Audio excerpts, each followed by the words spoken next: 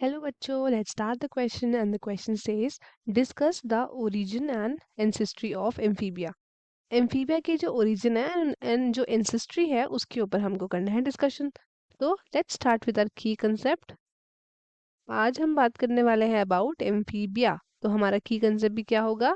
की कंसेप्ट होगा एम्फीबिया. जैसा कि नाम से आप देख सकते हैं, एम्फी एम्फी मतलब एम्फी मतलब होता है डुअल, मतलब दो. एम्फी मतलब डुअल एंड बायोस मतलब लाइव. एम्फी मतलब dual and BIOS means live.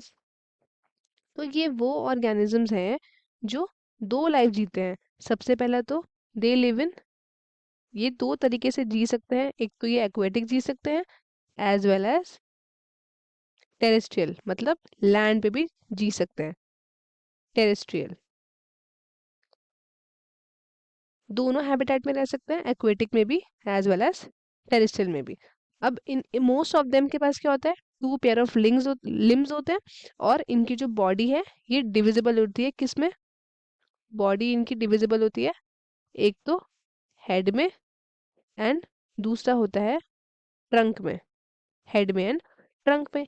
इनकी जो बॉडी होती है वो क्या होती है? इनकी बॉडी होती है मॉइस्ट. स्केल्स नहीं होते उसमें. इनकी बॉडी होती है मॉइस्ट.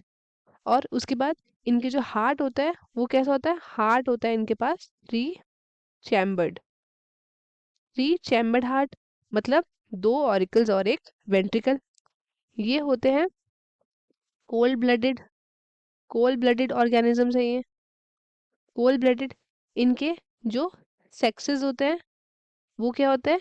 सेक्सेस इनके होते हैं सेपरेट, अलग अलग. मेल अलग एंड फीमेल अलग. और ये होते हैं ओवी पैरस. क्या होते हैं? ओवी पैरस. एंड इनका जो डेवलपमेंट होता है वो होता है इनडायरेक्ट. तो इसके एग्जाम्पल क्या क्या हो सकते हैं? तो इसके एग्जाम्पल है हमारे पास टोड हो गया, फ्रॉग हो गया, सेलेमेंडर वगैरह हो गए, ट्री फ्रॉग हो गए, लिमलेस अम्फीबिया हो गए, बहुत सारे होते हैं. तो एक्सेट्रा हम लिख सकते हैं. अब हम बात करते हैं इनके ओरिजिन एंड एंसेस्ट्री की. ओरिजिन क्या है? तो जो अर्लीस्ट एम्फीबियंस थे, जो अर्ली वाले, जो पहले के जो एम्फीबियंस थे, वो कैसे इवॉल्व हुए? तो वो इवॉल्व हुए डेवोनियन पीरियड में. कौन से पीरियड में? डेवोनियन पीरियड में. और किससे इवॉल्व हुए? तो ये इवॉल्व हुए एक फिश से, जिसका नाम क्या था? उस फिश का नाम था सार्कोप टेरिगियन. सार्कोप टेरिगियन ये एक फिश थी जिसके पास क्या था? इसके पास था लंग्स. क्या थे इसके पास? इसके पास थे लंग्स एंड ये बोनी लिम्ड फिश थी. बोनी लिम्ड फिश. इसके जो फिन्स थे वो क्या थे? वो थे बोनी लिम्ड. और ये कुछ फीचर्स हैं जो हेल्पफुल थे, जिसकी वजह से इन्होंने क्या अडेप्ट करा? जिसकी वजह से इन्होंने अडेप्ट करा ड्राई लैंड को. ड्राई लैंड को इन्होंने अडेप्ट किया इन्हीं कुछ रीजंस की वजह से. उसके बाद ये आपके डाइवर्स्ड हो गए और ये डोमिनेंट है उस टाइम पे. डोमिनेंट डोमिनेंट है ये किस टाइम पे?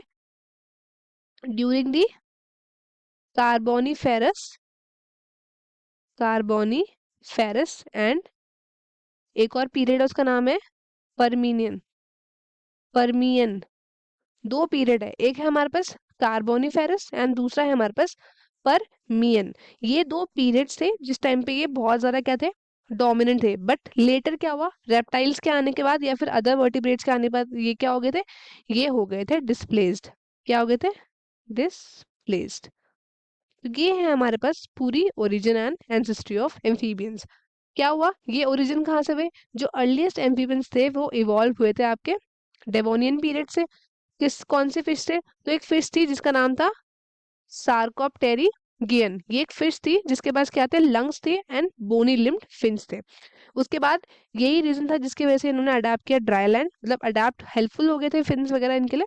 लिम्ड जो लिम्स वगैरह, लंग्स वगैरह ना, क्योंकि ये लंग्स से क्या होता है, ये ऑक्सीजन, एटमॉस्फेरिक ऑक्सीजन भी ले सकते थे। एंड उस टाइम पे डोमिनेंट कौन सी पीरियड में थे, एक था हमारे पास कार्बोनिफेरस पीरियड एंड दूसरा था हमारे पास पर्मियन पीरियड। उसके बाद जब अदर टेरेस्ट्रियल आपके ये रेप्टाइल्स वगैरह अदर वर्टिब्रेट्स आए तो उसके बाद ये डिस्प्लेस हो गए थे। तो स्टूडेंट्स, आई होप आपको क्वेश्चन अच्छे से समझ में आया होगा। All the best and thank you.